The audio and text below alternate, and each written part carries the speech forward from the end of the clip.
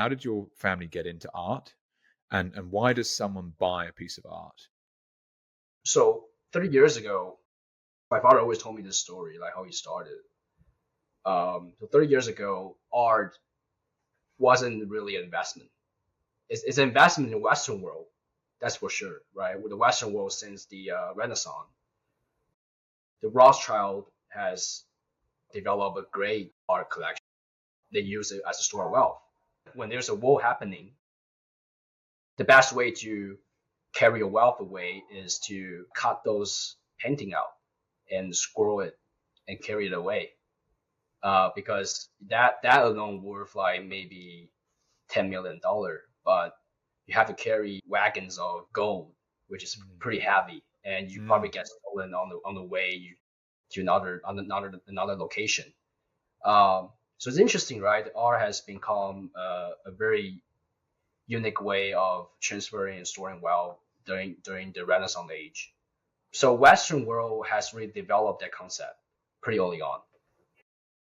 And the same thing with the Chinese, right? The Chinese have produced massive, beautiful art, like the some of the jade you see in the museum.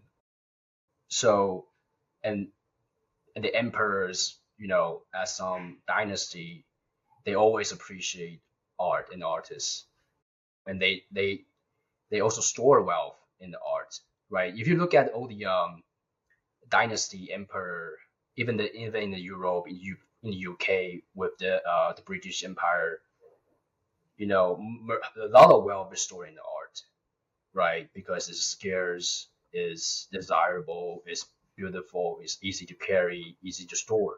Lewis, But just to jump in for a second, I did a business trip to Taipei once, and I actually visited the museum. And in there was some Oriental pottery that was like, I think 2,500 years old or something. Extraordinary piece of craftsmanship that was still in its like full piece. Yeah, just to, I guess, an experience I had to really resonate with what you're saying. yeah, if you kind of like value the Taiwan Museum Palace, I believe is what they call in English, um, you can value it at tens of billions of dollars, even hundreds of billions of dollars, Wow. because a lot of those art are pretty much priceless, right? There's only one in the world, so how much value is that? So all the fiat that we are printing in the real course is always chasing the scarce thing, right? Mm. So back to 30 years ago, China is really a declining economy, right? Is very very poor during that time when the civil war just ended, the communists took over, and there's all sorts of disaster economy plan, including the Great Leap Forward, the Cultural Revolution. So that destroyed the entire Chinese economy. And there's a lot of like art being sold cheap, very very cheap during that time, and also like a lot of Western civilization came to China to steal and to buy those art very cheap. If you look into history, that when the First World War, I believe there's a eight European nation like Spain, England. So there's all kinds of like foreign civilization conquering China, right? And during the Qing dynasty, and that's how Qing dynasty eventually fall apart, because they are too old and too stubborn, and then it triggers the entire new reform, the civil war between the communists and the nationalists, and also this Japanese, right? Also like try to conquer entire China. So that's a wild time. That's a very dark time in Chinese history. Um, and because of that history, a lot of art is scattered around. Before that, it was very centralized in the palace in Beijing, right? Because all the war is happening. The the emperor had to sold art to fund the war, to fund the entire um, dynasty, but that's pretty hard. And people stealing and people trading those goods. So that's why you see like in the British Museum, there's a lot of Chinese art, which is bought and transferred during that time. And if you go to Japan, there's also a lot of Chinese art. So it's very interesting. And if you also go into U.S., New York museum, you can also see a lot of like Chinese art. So that was well timed, and that kind of destroyed the entire Chinese economy. Um, and so bad, it births of a new industry, which is the art industry 30 years ago, when Sotheby's and Christie came to China, and I think they located in Hong Kong, started to become like a auction platform during that time. And because a lot of Westerners demanding Chinese art, right, like the antiques, um, so they saw the demand, and it's an interesting era because all the art during that time is extremely cheap because China just um, tried to recover from all the disaster in the past 50 years, even 100 years, right? I think you can buy something that the emperor has owned with his seal on it, like for like very cheap on the flea market, or you can buy it at auction house. So it's kind of like that kind of period information arbitrage. Mm. So you for people that have certain information around this kind of art, how expensive it is, how scarce it is, you can make a lot of money during that time, right? I'm not saying that 10x your money. I'm saying that 100x, 1000x, even Wow. even people acquire those very expensive antiques for basically no cost because that era is chaotic and you can just took it from someone or accidentally find it at some abandoned house.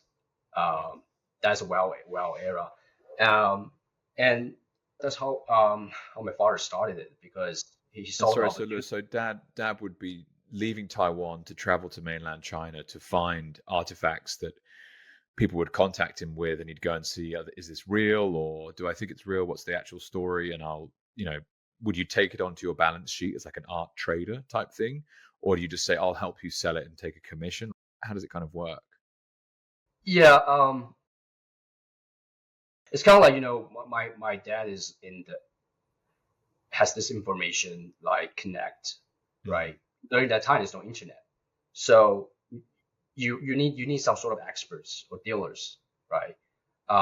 And very interesting, like Taiwan during that time was very wealthy. Taiwanese are very wealthy because we don't have any war because we're just an island, right? We don't have war. War is happening in mainland China. So when the nationalists came to Taiwan, he kind of replaced the Japanese regime, right? Even though that nationalist control period is very chaotic and very brutal, but still, like after they slowly opened up, we become the first economy that took advantage of the Americans started to exporting their manufacturing, and they pick four countries, right? First is Taiwan, and Korea, Singapore, and Hong Kong, right? And those are um, quite open Asia market. Mainland China hasn't opened yet. Mainland China still struggle with the communist cultural revolution, and Mao just passed away and there's new leadership, right? That's mainland China. It's still like a dark age. Um, but Taiwan, Korea, Singapore, and Hong Kong are slowly open up, and we are kind of like accepting new age where Americans need a new labor force, and so they located in those areas.